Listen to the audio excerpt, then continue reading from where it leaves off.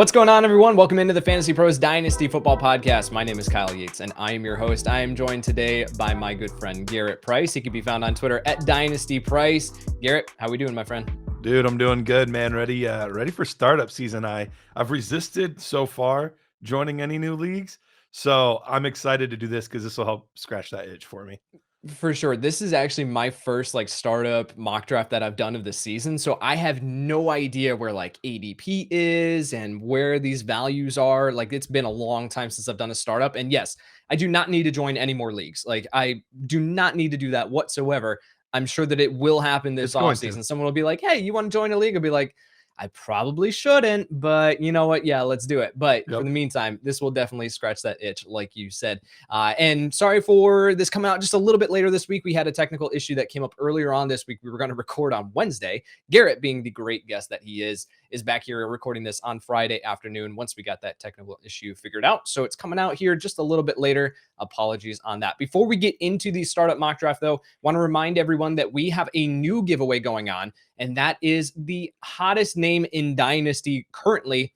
He is Gabriel Davis. We are giving away a Gabriel Davis signed Buffalo Bills jersey, courtesy of our friends at Pristine Auction. Also, huge congratulations to Chris E. from Arizona for winning last month's giveaway. All you have to do to enter this giveaway is go to youtube.com/fantasypros, hit that subscribe button. And that is all you have to do. Go over to fantasypros.com/dynasty contest, fill out the very short form there, attach a screenshot of your subscription to be entered into that Gabriel Davis signed Buffalo Bills jersey giveaway. Also, our sports betting site, Betting Pros, now has its own Super Bowl Squares game. So head to bettingpros.com/squares to create your free board for the big game. The squares can be automatically assigned, and our scoring will update during the game to show you who the winners are after each quarter. Also, feel free to spread the fun and share the board with friends and family as well. Again, that's bettingpros.com/squares, bettingpros.com/squares.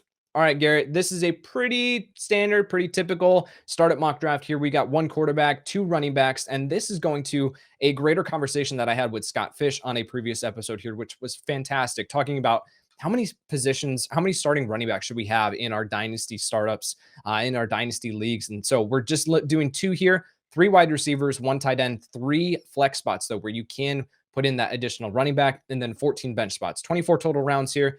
Garret and I are both degenerates. We could probably go 36 rounds here and it would be a ton of fun. But for the sake of time, for the sake of just not having this go on for an hour and a half, we're just doing 24 rounds here. So this will be very interesting. Garret, you ready to go? Let's do it, man. All right, we're going to start the draft here and load this up. I am picking at the 1 spot. Garret will be at the, what did you pick, the 6 or 7? 7 spot. All right, so we wanted to be able to give some differing opinions here and different vantage points as I'm sitting there at the 101 spot. Spoiler alert, I'm not going to take a ton of time to talk about my pick. The mock draft starts in 10 seconds, but I am going to be going here with Jonathan Taylor at the top at the 101 spot. Even though we do have just the 2 starting running backs, it's Jonathan Taylor. He's coming off the most dominant season that we've seen here from him. And I just think that the sky's the limit for him moving forward. He is the unquestioned 101 in dynasty startups. But then Garret will be picking at the 7 to be able to give that differing opinion and differing vantage point of how the draft can play out from the top versus the middle. So on the board, Jonathan Taylor going off the board at the 101. You are now up, my friend. All right, let's see who we got here. Ooh, is he still available? I'm new to this. So, oh yeah, there's the draft board. Okay. So this has gone incredibly running back heavy. And this is a dynasty startup, correct? Yep. Okay. All right. Well, this makes it pretty easy for me. It's gone running back all across the board. And I'm actually a guy in Dynasty. I like to try to build around my receivers just because of the longevity of them. And both Justin Jefferson, Jamar Chase, both on the board. I think I would take Justin Jefferson slightly higher normally, but with the new coaching staff, the questions around what's going to happen with Kirk Cousins in the future, I think I'm actually leaning Jamar Chase. So I'm going to take Jamar Chase here. All right, perfect. Yeah, to illustrate that, it was Jonathan Taylor. Then we had Dalvin Cook. I'm trying to scroll back up, but it keeps ticking. So give me a second. Okay, there we go. So it was Jonathan Taylor at the 101, Dalvin Cook, Christian McCaffrey, Saquon Barkley still at the 104, Derrick Henry at the 105, Alvin Kamara. You took Jamar Chase there at the 107. Then we had Devontae Adams, Najee Harris, Justin Jefferson at the 110. That's an incredible value. DeAndre Swift at the 111, Tyreek Hill 112. Into the second round, DK Metcalf, Austin Eckler, CeeDee Lamb, Cooper Kupp, and AJ Brown. You are back up on the clock at the 206. Yeah. If you do not take who I think that you're going to take, I'm going to be incredibly disappointed in I you. have to. I'm a huge Javonte Williams fan. I've been pumping him as much as humanly possible. That said, it is tough because I also like the value of Kyle Pitts here. Getting him in the second round, I think that's a huge advantage. But with how quickly running backs are going, I kind of have to, and I just love the guy. So, yep, Javonte Williams for me. Yes, that was the player that I was like, Garrett, if you come on this and you tout Javonte Williams as much as you have and you do not take him here, I was going to be incredibly disappointed with you. All right, so Nick Chubb goes at the 207. 208 is Joe Mixon, then Antonio Gibson, Josh Allen, Travis Kelce, and now I am up here at the turn. I'm able to do a stack here, right? I'm able to get a running back if I want and then a wide receiver. Another way that I could play this out is Kyle Pitts is still here on the board. And so I could go tight end here and lock up that position long term. Kyle Pitts, either the number 1 or number 2 dynasty option as far as tight end ranking. So I am going to do that. I'm going to stack Kyle Pitts here rather than another running back because, again, I can afford some flexibility there. And I've got Jonathan Taylor secured. I'm going to take Kyle Pitts here at the 212. I'm really liking this start. And then I'm now back on the clock at the 301. Some of the players available are Stephon Diggs, Deebo Samuel, Jalen Waddle, T. Higgins, DJ Moore. Could even go down the board to like a Cam Akers there. J.K. Dobbins also available. Some really, really intriguing names. Kind of depends on how I want to build out this roster. It was crazy. I was looking back at Stephon Diggs' season just yesterday, and I would not have been able to tell you that he had 164 targets this past year. And people kind of viewed this as a down season for Stephon Diggs, but he had even more touchdowns than he did the year prior. So even though he is a little bit older here, I am going to lock up Stephon Diggs here as that bona fide wide receiver 1. He's tied to Josh Allen with Emmanuel Sanders, Cole Beasley potentially moving on this offseason too. There is the potential that we could see even more targets for Stephon Diggs. So I will take him here at the 301. That is a Jonathan Taylor, Kyle Pitts, and Stephon Diggs start for me. Loving that. All right, DeAndre Hopkins goes at the 302. Calvin Ridley, George Kittle, Patrick Mahomes, DJ Moore. You're back up on the clock at the 307. Man, this got really, really difficult for me all of a sudden because there are 2 values here that I absolutely love. Totally love getting Deebo here. I think he's an awesome, just incredible player. You look at how little that offense throws the football, but yet he's used in so many different ways. The amount of yards that he puts up is just wild. If Trey Lance unlocks this offense like we think he could be huge for Deebo. But Mark Andrews is on the board too. And tight end gets pretty gross pretty quick. So I am really, really struggling, but I'm going to go 7 Mark seconds. Andrews. I gotta go Mark Andrews. All right. That's a good call. I mean, like Mark Andrews had been hovering around that tight end 5, tight end 6 territory. And then this past season just vaulted back up the rankings because he proved that he wasn't able to get it done with just Lamar Jackson. We had Tyler Huntley. We had Josh Johnson, for goodness sake. And he was still putting up dominant numbers. So can't go wrong with that selection there. I'm really interested to see what the rosters look like at the end of this, though, because we both went tight end pretty early here. Yeah. So, all right, now to run through the picks after your selection there, we had Aaron Jones go at the 308, Ezekiel Elliott at the 309, then T. Higgins, Miles Sanders, Darren Waller, Allen Robinson, Chris Godwin, Deontay Johnson at the 403, Clyde Edwards-Helaire, and Terry McLaurin at the 405. You're back up on the clock at the 406. The fantasy football gods smiled on me. They said, Garrett, you made the right choice. You took the talented player at the scarce position. We're going to bless you, and we're going to allow Deebo Samuel to still be there in the 4th. That's crazy. So I'm going to take Deebo Samuel in the 4th, run to the bank with it. I'm ecstatic. I'm ecstatic. Do you think that with Deebo, really quick, do you think that there is any sort of concern with him being utilized and outperforming expectations, right? Like you look at his rushing touchdown production, it was just absurd for the amount of work that he was seeing. Do we have any concerns about Trey Lance also stepping in next year and taking a ton of that rushing volume?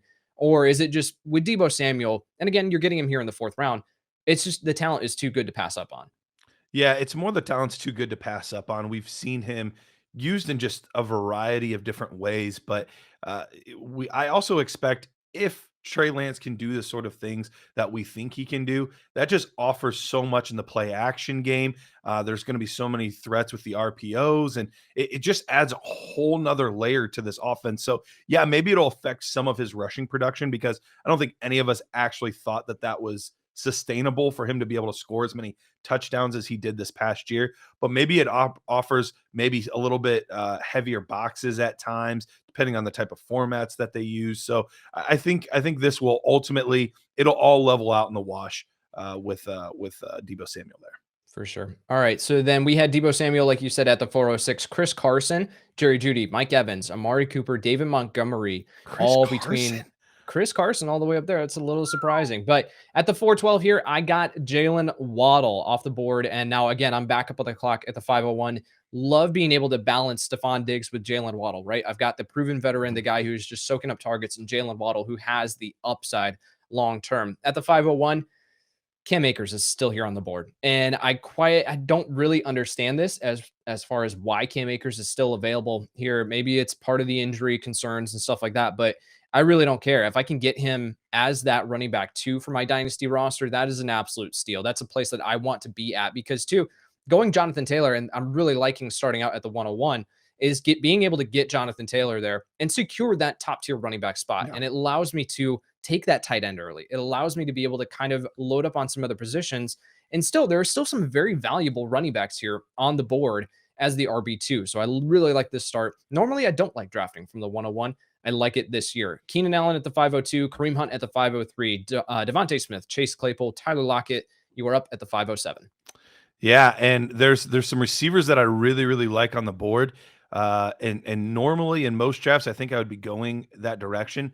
But there's some interesting values of some young running backs that are all still available. Elijah Mitchell, Travis Etienne, Josh Jacobs. But the one that's just glaring to me is J.K. Dobbins, still available on the board. For me, he would be probably close to a 3rd round pick in a 1 QB league that we're doing right now. And so to be able to get him in the 5th round, I think is just amazing value. So like I said, that's not normally my build, but with how this is all playing out, I got to go with the ebbs and flows. And I think that's where I'm going. Absolutely. So Josh Jacobs goes at the 508, then Robert Woods, James Robinson, an interesting one there. Brandon Ayuk, Trey Sermon, Myles Gaskin, Juju Smith-Schuster, Leonard Fournette, Michael Pittman Jr. at the 604, Cortland Sutton at the 605. You're up at the 606. Yeah, I think I'm going back to the well at the wide receiver position. It is starting to thin out a little bit there. But that being said, I am a huge Elijah Mitchell fan. I really liked that burst that we saw towards the end of the season last year. Fortunately, he had the injury, so we didn't get to see it fully play out. But this is a guy with a young quarterback. I love clarifying really quick. You said Elijah Mitchell. You meant Elijah Moore. My apologies. Yes, Elijah Moore. Just wanted to clarify before you got too far into that explanation. Yes. But incredible route runner, explosive athlete. And I thought Zach Wilson looked much better as the season went on too. So that instilled me with a little bit more confidence. So yes, Elijah Moore, not Elijah Mitchell. Although Mitchell would have been a great pick as well. I mean, he's still available on the board. So that's why I was wanting to make sure that we pointed that out. Okay, so I am now back up here. I've got Jonathan Taylor, Kyle Pitts, Stephon Diggs, Jalen Waddle, Cam Akers, and I'm looking now ahead. Do I take one of these quarterbacks? Kyler Murray's still here on the board, Justin Herbert, Lamar Jackson, even Joe Burrow. Any of these guys are incredible values. And you know what? I am going to do that. I'm going to go here with Justin Herbert over Kyler Murray. And Kyler, the reason for this is with Kyler, he didn't run as much this past year as he did in previous seasons, even on a per game pace. So I think that's part of the allure and value with Kyler Murray. Whereas Justin Herbert, incredibly young, still we know the talent is there. Yeah. I think they're going to just continue to build around him. He's very high in my dynasty quarterback rankings. I will give the slight edge there to Justin Herbert. Now the question becomes, do I take the running back, the 3rd running back, take advantage of this while the board is actually still pretty good? Or do I take a wide receiver here like Amon-Ra St. Brown? That's an interesting name here that's on the board available to me. I'm going to go running back here, and I want to see how this plays out because I did take that tight end early. I want to make sure that I hammer running back here, and then I'll load up on some wide receivers, take some dart throws with the running backs later on. I'm going to go Michael Carter here, and I just we just recorded the FantasyPros podcast where we were talking about Michael Carter as far as next year, and I mentioned this. I said, what happens if the New York Jets at that number 4 overall pick, if they draft Ikemakuanu? I don't know if you've gotten the chance to be able to watch him yet, but offensive tackle out of NC State, an absolute mauler in the run game. So now you would have Ikemakuanu Elijah Vera Tucker, and Mekhi Becton all in that offensive line, Michael Carter wouldn't need to do anything. He would just need to be able to walk forward and he'll pick up rushing yardage like nobody's business. So I'm excited for that. We see the talent with Michael Carter. It's absolutely there. I was a fan of his coming out of North Carolina. I'll take him here at the 701. Then Kyler Murray went right after that. Odell Beckham Jr., Dak Prescott, TJ Hawkinson, Lamar Jackson. You're now up at the 707. Which way you going? Yeah, I'm going to go quarterback as well. We started to see some really good ones come off the board, and this is a dynasty league. Your quarterback can be your guy for the next decade plus if you get a young guy, and I think that's who I just got in Joe Burrow, and I get to pair him up with Jamar Chase. So I wasn't necessarily originally planning the stack, but it worked I out really beautifully. like that stack. Yeah, that's incredible. AJ Dillon at the 708. I was really interested as you were talking through your pick. I was like, man, AJ Dillon's still out there on the board. I wonder when he's going to go off. Tyler Boyd, Darnell Mooney, Michael Thomas, and Adam Thielen wrap up the 7th round. Then we move on to Michael Gallup at the start of the 8th, Russell Wilson, Dallas Goedert, Noah Fant, and Marquise Brown at the 805. You're back up on the clock at the 806. Ooh, man, this got really tricky, because this is kind of where we start to see things peter out a little bit as far as the talent level. But I do think that there's a couple players left that still are very interesting, and I don't know that this is going to happen in most drafts. And I'm not even the biggest fan, but Travis Etienne is still on the board, and I think at this point Oh with man, I his didn't even see that. yeah, That's incredible. with his potential for dynamic playmaking ability, I gotta get him there. Yeah, that's the payoff is huge, right? The potential for what Travis Etienne could be. You're getting him in the 8th round. I didn't even see him on the board, so that's a great catch by you. All right, we had Darrell Henderson go at the 807. Will Fuller, Damian Harris, who I was kind of eyeing there, would have been a great value at the back end of the 8th Yeah. round. Corey Davis, Robbie Anderson. I'm now back on the clock at the 812. Elijah Mitchell is still here on the board, which is really intriguing to me. To be my RB4, I feel like that's incredible. Yeah. But then we got a couple of young receivers here. Rashad Bateman, Amon-Ra St. Brown still available. Then we're getting into guys like Tony Pollard. Oh, Trey Lance is on the board. I probably shouldn't have taken Justin Herbert. Could have gotten Trey Lance a That's your couple rounds boy. later. I will go here with Elijah Mitchell because I can't pass up that value. And now what this allows me to do is really just I can now forget about running back for the next several rounds. I Sure. can really, unless someone just completely falls to me, I can now forget about that and move forward and really start to hammer home wide receiver because we've only got 2 of them so far, and we've got 3 starting positions there. So now we're looking at those young guys. I'm on Ross St. Brown, Rashad Bateman. Do I want to go that direction and I'm going to go here with Hunter Renfrow. I Mm. am really intrigued with Renfrow moving into next year, not just because of what he did this past season, but then now we look at the Josh McDaniels scheme coming in. And Right. what has the Josh Exactly. McDaniels scheme done over the course of history has turned the slot receiver there into a just dominant fantasy football option. So I am going to go Hunter Renfrow here at the 901. I think he's going to see a ton of targets next year. Hunter Renfrow, lock him in. No, it's a great pick, and that was definitely somebody that I had my eye on as well. And I just saw my potential target go off the board. Brandon Cooks, I think he's one of the best values as far as a guy that could perform as a wide receiver too. Again, like he's done basically every single Right. season, and he's still young enough to get it done. But whew, this is tough because I'm a big fan of both Rashad Bateman and Amon-Ra St. Brown. I think they're both very talented wide receivers. Amon-Ra was shocked that he went in the 4th round last year. He proved that Yep. was way too low. I think Rashad Bateman is the more talented player, but I do worry about that offense. But then again, I have some worries about Right.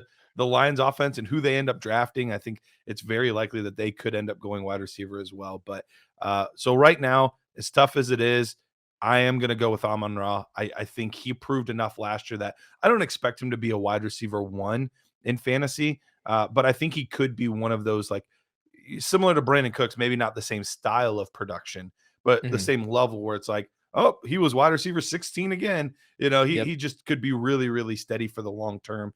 I think he's a fantastic player. We'll see how that offense morphs and molds, but I do really like Amon-Ra St. Brown quite a bit. Coming back around here, let's see who we got.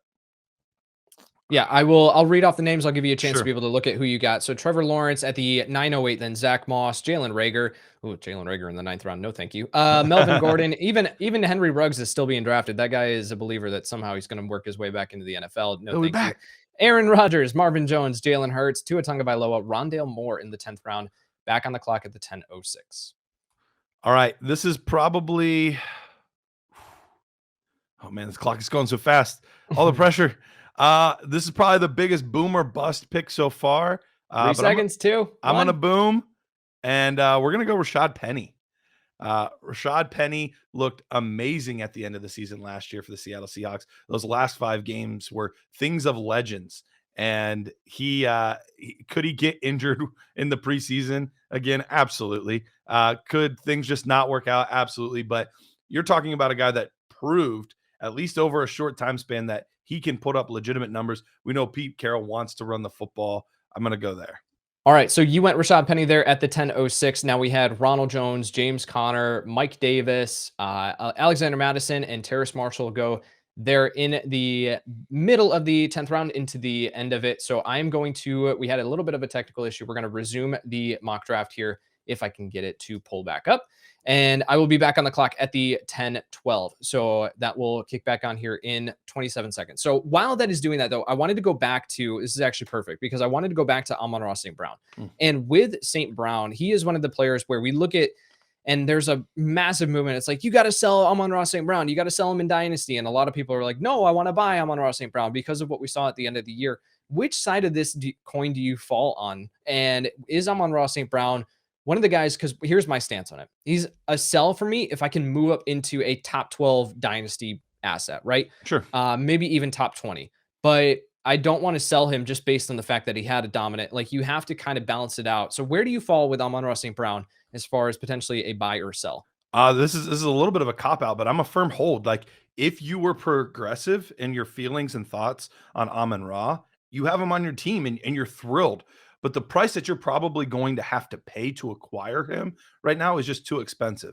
But at the same time, people that are trying to buy Amon-Ra are saying, well, the draft capital's not there. TJ Hawkinson and Swift were gone. I'm not touching him, so I only give you this low ball offer. So he's probably just a firm hold for me. All right, I've got 15 seconds left on the clock here. I will go with Rashad Bateman here at this point. Load up on wide receiver at this point, like I talked about. So get Rashad Bateman there at the 10-12. That's an incredible value. Yes, we do have some concerns and questions about the overall offense. I've shared those concerns. You mentioned that, but to get him here as my wide receiver 4 in the back end of the 10th round, we saw the flashes. We saw the potential of what he can be. All right, then I'm now back up at the 11:01. And I'm going to double down here with the Buffalo Bills wide receivers. I think that Stephon Diggs, absolutely, we know what he can be. We know that the target volume is going to be there. But with Gabriel Davis, too, I mentioned Emmanuel Sanders, Cole Beasley potentially moving on in free agency. That creates an opportunity here for Gabriel Davis to step in and continue to just catch touchdowns. It's ridiculous. It's been The wild. pace that he is on through the first 2 years for his limited playing time as he has had. So Gabriel Davis here in the beginning of the 11th round as my wide receiver 5. He's someone that I would be pretty comfortable starting with Stephon Diggs alongside him. I think that you can start both of these guys. So I will go Gabriel Davis here at the 11:01. Then we had Kenyon Drake, Devontae Parker, Jacoby Myers, Devin Singletary, and Raheem Mostert off the board. You're on the clock at 11:07. One of the things that I've learned, and part of this has come from doing a show with Rich Dots and Dynasty Rich for so long, you can never have too many tight ends because they are constantly disappointing and they are constantly getting injured. Every year you have like 5 good ones and you never know who's going to emerge. So you can never have too many. So even though, according to this might be like a hair of a reach, I really like this player and I think it's a good value this late in the draft. So I'm going to take Mike Gesicki here. Okay. In the, what is this, the 11th round? Yep, 11th round. Yeah. Is that based on the fact that he could be somewhere else this offseason in free agency? Or is this even if he is in Miami? Because you're taking him too over Pat Freiermuth, Dawson Knox, even Dalton Schultz in this range too. They're all available on the board. So Mike Gesicki, is that you betting on him potentially ending up somewhere else? Or are you still very comfortable with having him in Miami? Yeah, I'm comfortable with him in Miami. The potential rumors of who could end up being Miami, there's a lot of offensive minds linked to Miami, so I'd be fine with him there. But if not, there are a lot of teams that could use an insanely athletic tight end like Mike Gesicki. So either way, I think I'm going to be pretty happy with what ends up happening there with Mike. So For sure. If Mike McDaniel's the offensive mind from San Francisco, if he ends up there, as the head exactly. coach, and then you turn Mike Gesicki into George Kittle, that role potentially. All right, so you're back up here at the 12:06. I'll let you pick because you got like 7 seconds. Oh, 3, 2, 1. No. I'm gonna go another upside pick here. We got Brian Dable in New York now. So let's get his most athletic weapon. Well, I guess you could say maybe Saquon Barkley's most athletic weapon, but Maybe. most athletic guy in the wide receiver pool. I'm gonna go Kadarius Toney. This is another one that is a bit of a boomer bust, but this late in the draft, after about round 6, 7, I'm all about upside. I know that some of these players are going to miss, Yep. but I want to capitalize on upside while I can. So I think Kadarius Toney, you could argue, has higher upside than almost anyone else you can get at this range. Yep. All right. So we are now going to have to hit the fast forward button here as we are just getting into these later rounds here, rounds 12 on. So I'm going to go Trey Lance here at the. He's still on the board. So as my second quarterback, I feel like that is a fantastic situation to be in. Where if he is the starter this next year, which he's going to be, but then I've got Justin Herbert and I've got Trey Lance long term. That's unbelievable. And then also looking at the board, like we get into guys like Chuba Hubbard is the top running back available. I don't necessarily want to go that route. Van Jefferson, the top wide receiver available. Like there are just some guys here where we're now moving into that like dart throw range. There's a guy that I do have my eye on, but I think I can wait around. So I'm going to double down at the tight end position. I'm going to go second year tight end as well. I'm going to go Pat Fryermuth to be my Nice. tight end too. So Kyle Pitts, Pat Fryermuth stack in a dynasty league. Man, I feel pretty good about that. You are now on the clock at the 13:07. Once again, I'm gonna go with the tight end position again because I think that's where the value is right now. And someone will trade me a premium when they realize that they're stuck with Gerald Everett as their top tight end. Right. So I'm gonna go with Irv Smith Jr. here. I think a lot of people forgot about him because of the injury. Insanely talented kid. I'm excited to see what he's gonna do in Minnesota next year. Absolutely. And if you do want to follow along with the draft board as it is going along here, we're not going to run through every single pick here in the later rounds. So if you do want to follow along with that, you can watch this over on youtube.com/fantasypros. You're back up at the 14:06. Ooh, man. This is tough, man. I know it gets a little hairy here. It does. I'm gonna stick with the philosophy that I talked about earlier and going upside. We have no You idea take my what's going to guy. be happening in Houston. I'm gonna take Nico Okay. Collins here. I think that he showed enough flashes to be that guy. Like he can be that complementary piece alongside Brandon Cooks if he's back, Yeah. or he could be potentially a wide receiver one for a rebuilding team. I think that if Davis Mills, they've showed enough chemistry there. Nico Collins, an upside pick through and through, has a lower floor, but I do think that he showed enough talent there to be worthy of drafting here in the 14th round. I'm back up on the clock. I was sweating a little bit. You were saying upside. I was sweating that you were going to take my guy. You said wide receiver. I was like, oh no, I'm going to go Joshua Palmer here Oh, to stack nice. Good pick. with Justin Herbert. I think that we're going to see Mike Williams move on in free agency. If that's the case, then Joshua Palmer showed out this year, man. He showed out in his opportunity. He was someone that I was not in on. I didn't even get a chance to watch his tape coming out of college last year. And then he goes in the third round of the draft. And that was a bit of a shock to me, but he definitely showed that he can play and Yeah. can be a full-time guy playing inside and outside. So he brings that versatility for the Chargers offense. Now, back up on the clock. I've got the second quarterback. I've got the second tight end. I might go wide receiver here and just continue to stack that. But I'm also looking at potentially taking that running back here as a lottery pick, someone who I think could be a valuable piece if he does get the opportunity. And I think I'm going to go here with Khalil Herbert, the running back for the Nice. Chicago Bears, to be the backup behind David Montgomery. And I think that Tariq Cohen, like you remember Tariq Cohen, Oh yeah. was supposed to come back this year, did not even play. I have heard next to nothing about him. I think he's gone from Chicago. So David Montgomery, I think that we're going to see him have Khalil Herbert involved a little bit here, seeing some work this next year, but then does come with upside if something were to happen again, God forbid, to David Montgomery. We have that opportunity for Khalil Herbert to step in and be that starting running back. upside in the 15th round. You're now back up at the 1507. Yeah. I lied earlier when I said that the player with the most upside was who I took in Kadarius Toney, because I'm back looking at my quarterback too, and Deshaun Watson's still on the board. I get Yeah. it's a one quarterback league, but we've seen what he can do. Now, this is aside from all of the off the field stuff. This is assuming that he comes back, but talent wise, it's absurd. So that was kind of an easy smash pick for me once I realized he was still available on the board. After that, though, oh, I think things froze up for me. Oh, there we go. Um, After him, man, I feel like a broken record. I really do, and that's okay. But another guy with crazy upside, but I mean, the floor is literally like the floor. Like it could bottom out easily. But it's a player that I really liked coming out of college. Didn't do a lot. And I think it was partly more because of his attitude, his work ethic, things like that. But if he's gotten it all figured out, there's a real path for Keyshawn Vaughan to be the starting running back of the Tampa Bay Buccaneers this year. I'm going to take Keyshawn Vaughan here in the 16th round. You know that I love Keyshawn Vaughn. I think it's like Yep. you and I are like the two remaining Keyshawn Vaughn truthers It's that true. are still out there. Like, man, I think that he can do something if he's given the opportunity. So yeah, again, you're going upside here.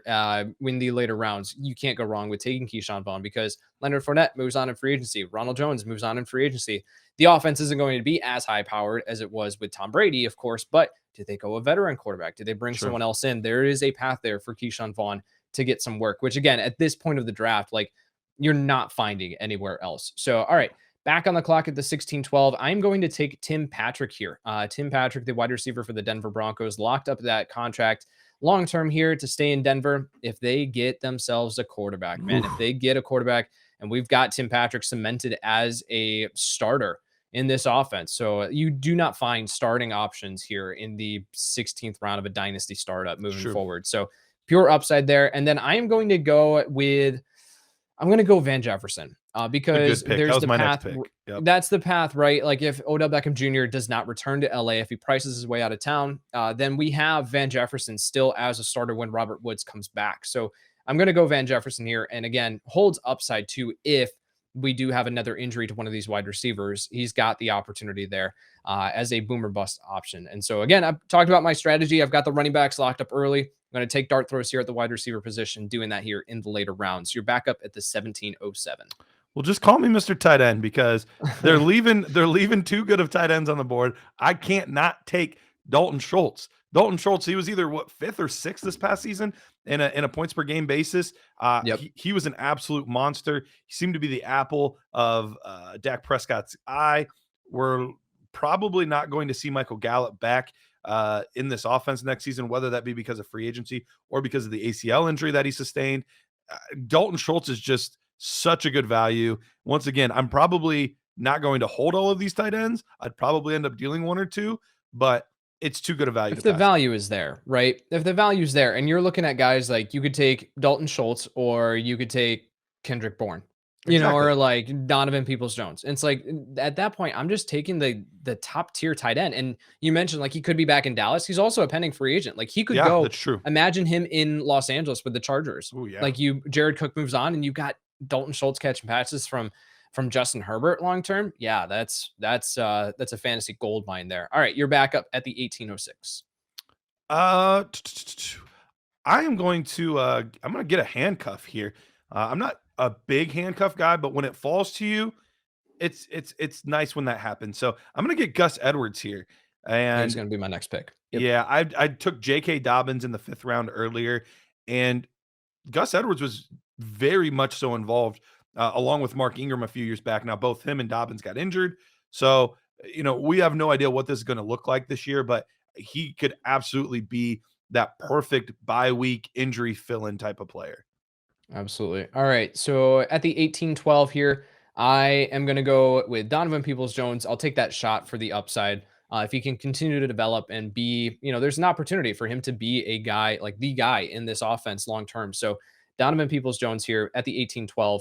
And then back on the clock at the 1901. And let's see. who I've got available. I was going to go there with Gus Edwards at one of these picks. Oh, all right. Well, apparently it just auto selected Jarrett Patterson for me. So we're going Jarrett Patterson. And I think Who I that do like. there is an opportunity, right? Like if JD McKissick moves on, Jarrett Patterson as an insurance running back for Antonio Gibson. And this is something too with this strategy. Like it's not just taking your own insurance running backs, like the guys for yours. Correct. It's being able to take the guys who could be those lottery picks. And Antonio Gibson, if something were to happen to him, Jarrett Patterson steps into a much larger role. I got him in the 19th round. So he could be someone that I turn and flip for a higher draft pick next year or whatever, or I just play him if the opportunity arises. You're now up at the 1907. That is correct. I am up, and I am going to select. eh, This feels so wrong on so many levels, but I'm going to take Cordero Patterson just on the potential Yep. hope that he ends up back in Atlanta this year and they use him the same way and he's as affected as he was in the first half of the season versus second half. I normally would not take a player that old. At this point, he's 30 going on 31. Yep. But at this point, you might as well. And I'm going to double up on running back. I'm going to take to Ernest Johnson, Yep. formerly of the Cleveland Browns, but he is a pending free agent as well. Could easily be a guy that I could see getting a good chunk of a committee somewhere. I don't think he's ever going to Hmm. be a lead back, but I think he could get a good chunk in a committee somewhere. He proved a lot despite being in Cleveland with Nick Chubb and Kareem Hunt. So that's one of the best running back tandems in football. So anywhere else, he's going to stand out. Absolutely. All right. I am going to go here with my guy, D. Eskridge, at the Oh back end of the yeah, 20th round. This is still someone that, he got opportunity this year. It didn't turn into because the Seattle offense was just atrocious. But if Russell Wilson is still back next year, like there's the opportunity for D. Eskridge to continue to be a focal point of an offense that I do think will figure things out if Russ is back. If not, then it's the 20th round. Like I can cut D. Eskridge. It's right, not going to be a exactly. major issue there. So, and then I'm going to go with another high upside play. I'm going to go with Chris Evans, the running back, Mm. not Captain America, the running back for the Cincinnati Bengals here in the beginning of the 21st round, just because of, all right, if he can carve out a receiving workload, the receiving down work here in this offense, or then if something Joe Mixon misses time, I think that they're going to turn to Chris Evans next year. I think Samaje Perine is a free agent this year as well. So I think I he has think we one more year because I was looking one at more. him last week, but Okay. So um, then I mean, they could easily move on from him but too, he right? Like if they've exactly got Chris Evans and he exactly continues to develop, he's the high upside play in that backfield over Samaje Perine, who I do think is still here on the board. All right, 21st round. Where are we going? back to back Cleveland Browns. I'm going to take David Njoku. He is a free agent, freak Yep. athlete, former first round pick of those Cleveland Browns. Could end up somewhere. We mentioned the Chargers earlier. That would be a fun place for him to land with his athleticism. But there's a lot of other teams that are looking for tight ends as well. So I'm gonna go there and just cross my fingers that he ends up somewhere and ends up just having an incredible season. And then I gotta go with the homie right here. There we go. We're going DJ Stamp ran. Dallas. He is one of my favorite people in the league. But ultimately, I took Penny earlier. He's going to be the handcuff to Penny. And on top of that, he is an incredible pass catching running back. This is more likely going to be his main role. But when he's had to fill in, he's done just fine. He's gotten multiple touchdowns in games before. He's been solid in the running game. So I think he's a good insurance policy. Absolutely. All right, here at the back end of the 22nd round, I took KJ Osborne. If Adam Thielen moves on, Yeah. potentially retires with the injuries catching up with him. Even if he doesn't, I think in this offense too, new coaching staff with Minnesota, we could see them roll out more 3 wide receiver sets than they have been Yep. previously. So we could see KJ Osborne be more involved in the offense, and we saw the flashes. We saw that he can be a viable fantasy asset when he does get the opportunity. In the 23rd round here, now you are taking absolute dart throws. You're taking these shots on guys that if they, are able to turn into something right away, then great. If not, then that's fine. You can easily move on Just from cut them him. for a guy. Yep. Yeah, just cut him and move on for a guy off the waiver wire. I'm going to go with Jordan Howard. I think that There you go. Jordan Howard has started, he proved again last year that he can be a capable running back. It was so bizarre to me that Jordan Howard was hanging out on the free agent or practice squads, in the NFL. And so I think for him to come back into the NFL with Philadelphia, prove that he can be effective when he's given the opportunity, I think he might work his way into an opportunity somewhere else this offseason. So it's Jordan Howard here in the 23rd round. You got your two final picks here, 2307 and 2406. Let's wrap it up well. All right. So you just mentioned the Minnesota situation.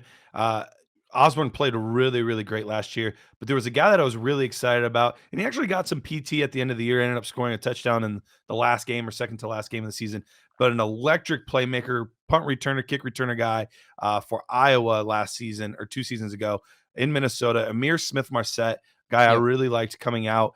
Anytime you have a new offense too, who knows who's going to be the coach's guys and who won't. So he's a dart throw that I absolutely love this late. And then as soon as everything updates, there we go. I am going to be taking my final pick, my final player. And this is another one where this is more just kind of planning ahead of, guys will get desperate sometimes because one quarterback will go down and their other quarterback's on a bye week. And they're like, look, I will trade you a second round pick just for a warm body. Like, just give me a warm body that can throw the football because I need to start them so I can make the fantasy playoffs. So I saw enough out of Jared Goff to think that he is probably going to be their starter for the next year or two. And he actually performed above my expectations. Still only 27 years old. So I'm going to take Jared Goff. All right. Well, I got sniped here in the 24th round. No, it wasn't Jared Goff, Garrett. I got sniped as I was literally hovering over Mike Boone's name. And those who are watching on the YouTube channel can see, like, I was hovering over his name and I had to scroll far down, man. And I was hovering over his name, ready to click draft when it came, and he got selected at the 2404. Mike Boone's an interesting dynasty name to take a shot on, because if we do have Melvin Gordon move on, then it's Javonte Williams and then it's Mike Boone in that backfield. So I think that if they are going to, potentially, have Javonte Williams be the guy, that's, I don't think there's any question about that. Yeah. But Mike Boone will see work. And so then at that point, he becomes valuable. All right. This feels gross. I'm going to take Laquan Treadwell. He showed enough. He showed flashes. Like, he was towards the end of the season, he was an incredibly consistent player. Yeah. Got between like 50 and 70 receiving yards every single game. So Laquan Treadwell here at the 24-12. I hit draft, and it's taking a second. I'm going to just double check. I drafted Laquan Treadwell. Tell me that I drafted Laquan Treadwell. I swear I did. Yes, I did. All right, perfect.